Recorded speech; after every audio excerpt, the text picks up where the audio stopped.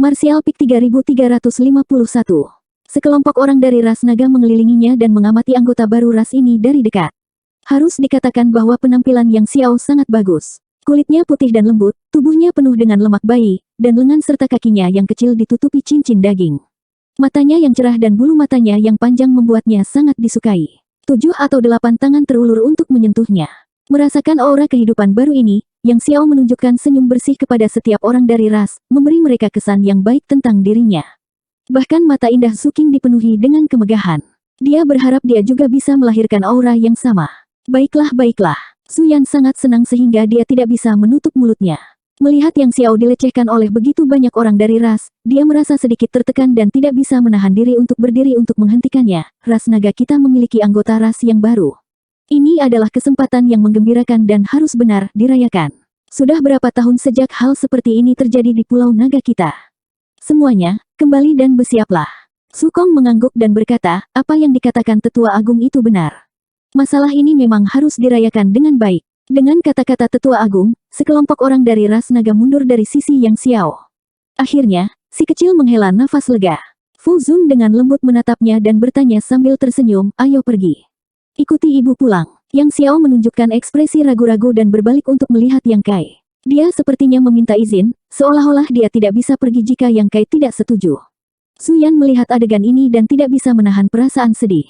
Mengapa sepertinya posisi orang tuanya di hati Yang Xiao tidak setinggi Yang Kai? Meskipun Yang Kai adalah orang yang menetaskannya, mereka masih memiliki hubungan darah dengannya. Mungkinkah ini ada hubungannya dengan sumber naga leluhur? Fu Zun juga melihat Yang Kai. Matanya yang indah tidak lagi memiliki kekuatan dan sikap dingin yang biasa. Sebenarnya ada jejak permohonan di dalamnya. Yang Kai menyeringai, melambaikan tangannya dan berkata, pergilah, jadilah baik. Yang Xiao berkata dengan hormat, ya, saya akan sangat patuh. Ketika Su Yan dan Fu Zun mendengar ini, mereka merasa sedih sekaligus bersyukur. Mereka sedih karena Yang Xiao sepertinya sangat mendengarkan Yang Kai, dan bersyukur karena anak ini sangat bijaksana. Memegang tangan kecil Yang Xiao, Fu Zun dengan lembut mengangguk ke Yang Kai. Kemudian, dia berbalik dan berlari ke arah Pulau Salju Es. The Great Elder juga mengangguk ke Yang Kai dengan ekspresi bersyukur. Dia buru-buru mengejarnya. Sisa ras naga secara bertahap bubar, tetapi setiap ras naga memandang Yang Kai dengan ekspresi yang sangat aneh. Lagi pula, sungguh luar biasa dia bisa menetaskan telur naga yang sudah kehilangan vitalitasnya. Tidak lama kemudian, hanya Yang Kai, Su Qing, dan Qiong Qi yang tersisa di pulau itu. Tidak tahan berpisah dengannya, Su Qing tiba-tiba menatap Yang Kai dan bertanya. Yang Kai menarik pandangannya dan mencibir, dia bukan anakku. Mengapa aku tidak tahan berpisah dengannya? Su Qing meringkuk bibirnya, mengambil inisiatif untuk memegang tangannya dan berkata, ayo kembali. Kita harus memikirkan apa yang harus kita berikan pada si kecil. Apa yang harus kita berikan padanya?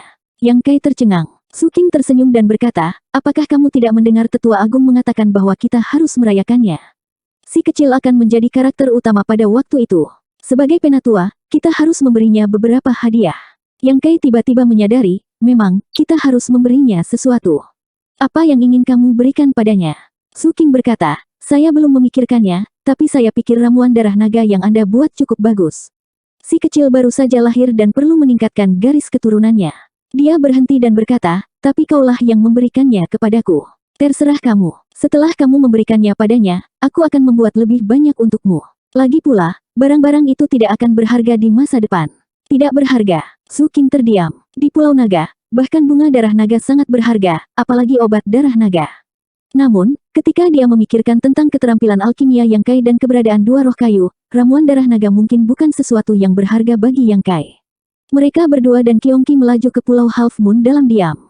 Meskipun Yang Kai bingung ketika harus menetaskan telur naga, dia sebenarnya membayar mahal. Hanya saja tubuhnya tidak merasakan banyak hal. Dia tidak menyadarinya sebelumnya, tetapi setelah kembali ke Half Moon Island dan bermain-main dengan Su Qing selama 1 malam, kelelahan tiba-tiba menguasainya. Dia benar-benar tidur selama beberapa hari. Dalam keadaan linglung, dia tiba-tiba merasakan hidungnya gatal, seolah-olah ada sesuatu yang menggelitiknya. Yang Kai mengulurkan tangannya dalam keadaan setengah tertidur dan meraih benda lunak. Dia kemudian menariknya ke dalam pelukannya dan bergumam, berhenti main-main. Tubuh halus diletakkan di dadanya, tak bergerak. Napasnya yang berat bisa terdengar di dadanya. Yang Kai menutup matanya dan mengubah posisinya. Dia setengah memeluk orang di lengannya.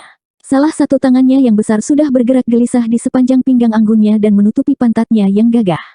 Yang Kai tidak bisa menahan diri untuk tidak mengerutkan kening saat dia dengan lembut mencubitnya. Perasaan ini, sepertinya, sedikit salah. Meskipun memiliki elastisitas luar biasa yang sama dan kebulatan halus yang sama, ini tampaknya bukan tubuh Zuking. Selain itu, aroma yang berasal dari rambutnya juga berbeda dari Zuking. Yang Kai tiba-tiba terbangun. Butir-butir halus keringat dingin muncul di dahinya. Sebuah pikiran menakutkan muncul di benaknya. Mungkinkah sesuatu yang memalukan terjadi? Sebelum dia bisa mengetahuinya, dia mendengar langkah kaki datang dari luar. Kemudian Zuking berkata, ayahmu sedang tidur. Dia telah tidur selama beberapa hari. Ah, kalian. Di pintu, Zuking menatap kosong ke pemandangan di tempat tidur. Mata indahnya terbuka lebar. Di tempat tidur besar, Yang Kai berbaring miring. Mo Xiaoqi setengah berbaring di lengannya. Tangan besar Yang Kai menutupi dadanya yang bulat dan halus. Dia bahkan membuat gerakan meremas. Di samping Zuking, si gendut kecil, Yang Xiao, mengedipkan matanya yang besar. Dia menatap lurus ke depan dan menyeringai. Matanya berputar saat dia melihat dengan penuh minat. Zuking bereaksi dengan cepat. Dia menutupi mata Yang Xiao dan menyeretnya keluar. Yang Xiao berteriak, aku tidak bisa melihat, mengapa kamu menutupi mataku? Zuking mengabaikannya dan menyeretnya keluar dari kamar tidur. Kemudian, dia menghentakkan kakinya dengan marah dan menggertakkan giginya, skandal yang luar biasa. Dia telah menjaga dari semua saudara perempuannya di ras naga, tapi dia tidak menyangka bahwa dia tidak bisa menjaga dari Mo Xiaoqi. Setelah beberapa saat, dia menoleh dan menatap Yang Xiao. Dia melihat bahwa dia sedang berjinjit dan melihat ke kamar tidur dengan ekspresi penasaran.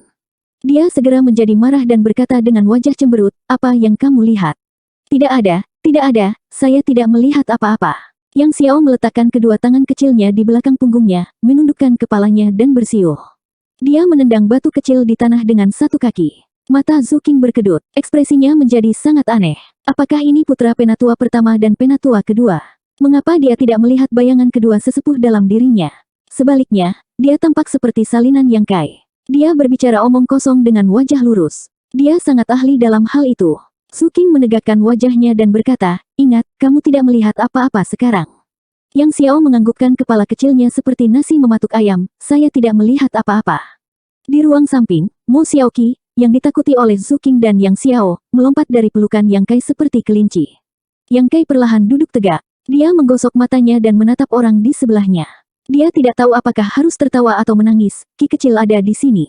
Ini benar-benar sebuah tragedi. Dia tidak tahu bahwa Mo Xiaoqi akan datang menemuinya saat ini. Dia mengira itu Zuking, jadi dia tidak berpikir terlalu banyak dan langsung menyentuhnya.